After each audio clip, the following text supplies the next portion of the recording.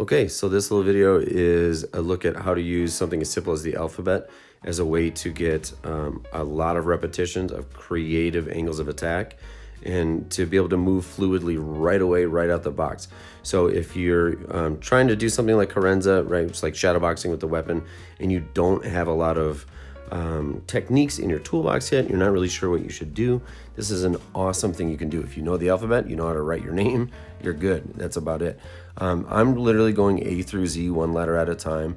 Ordinarily in my own practice, I would pick words or a phrase or something like that.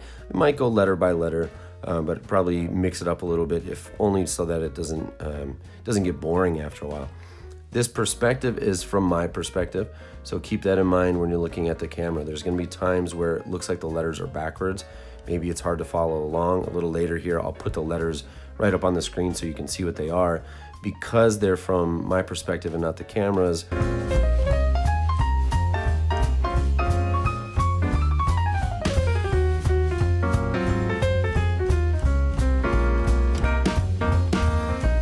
I also like to suggest that pick a word or an expression or a quote or something that you can remember and maybe that has a lot of meaning to. So you see that in a lot of the culture behind these arts where there's like a prayer or something you recite or that's written down and tucked away in some part of your clothing or whatever. I really think that's a cool thing to do, is if you take something along those lines that's meaningful to you and then you can carve it out with the weapon right away, that just becomes part of your personal practice.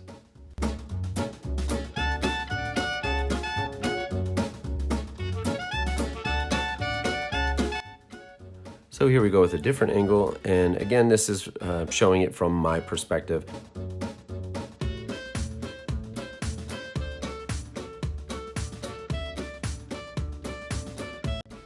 I also happen to be doing most of the movements a little close to my body, so my hand's not going out real far. There's not a lot of stretching or transferring the weight back and forth, and there's definitely no footwork. And that's mostly just for the sake of the camera. I was doing my best to try to keep everything in the frame, and you can see a lot of times I wasn't real successful with that. But that would be a thing to add to it, right? Is use your visualization, move your feet, visualize one or more opponents around you, moving around you, flowing in and out.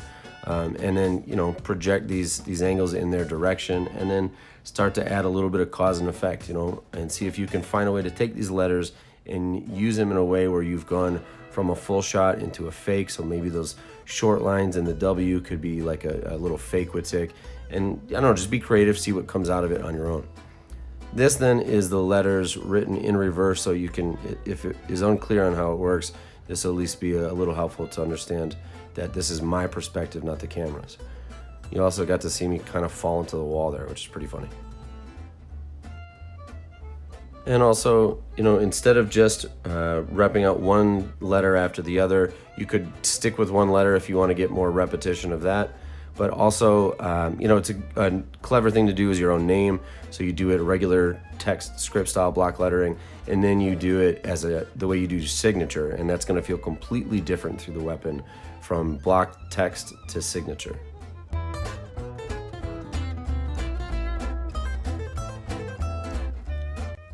Okay, so same thing but with the sword. That's the A, B.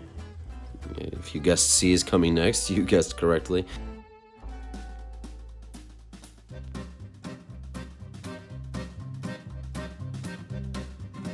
I really like doing this with any kind of blade, but with the long blade especially. For whatever reason, it just seems to feel a little more like a pen or a pencil in the hand. I think the narrow blade itself kind of helps lend itself to that. So I always feel like I can see the lines a little crisper, cleaner in front of me, and visualize those lines a little better with the long blade.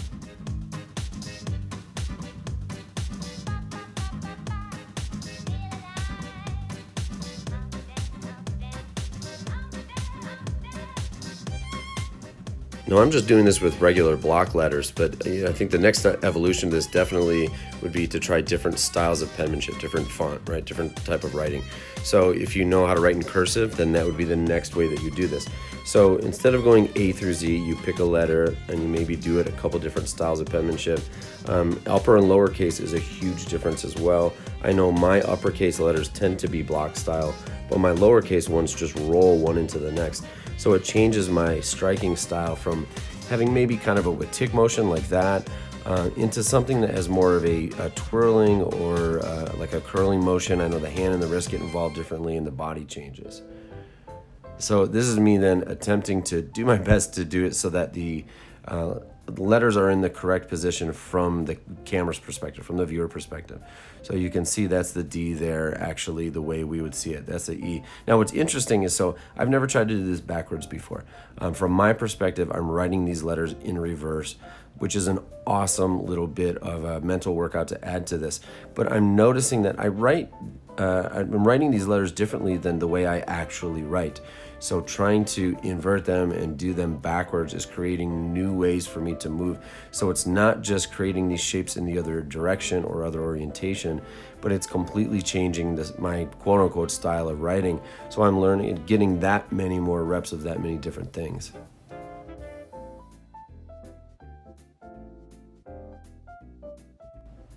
You can see at the end here it falls apart. X is easy, Y was backwards, and it took me forever to realize the Z was backwards too.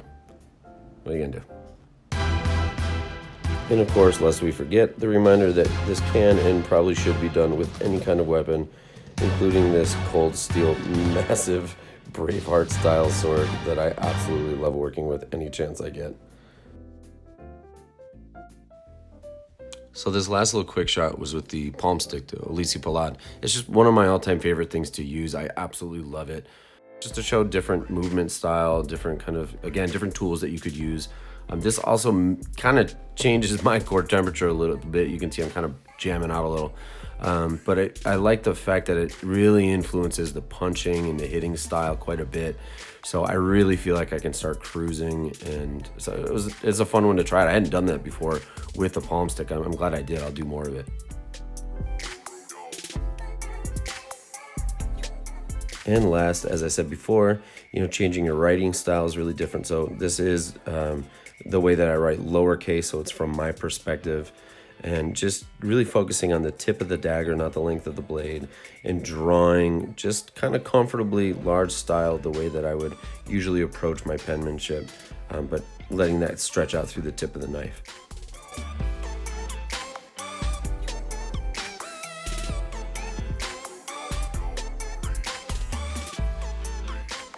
And then one last thing I would suggest that I neglected to do was reverse grip. In reverse grip, doing these letters, it feels like a completely different game. So, do it right-handed, left-handed, tip up, tip down, etc. And just take note of how you feel like you got to change the way you move.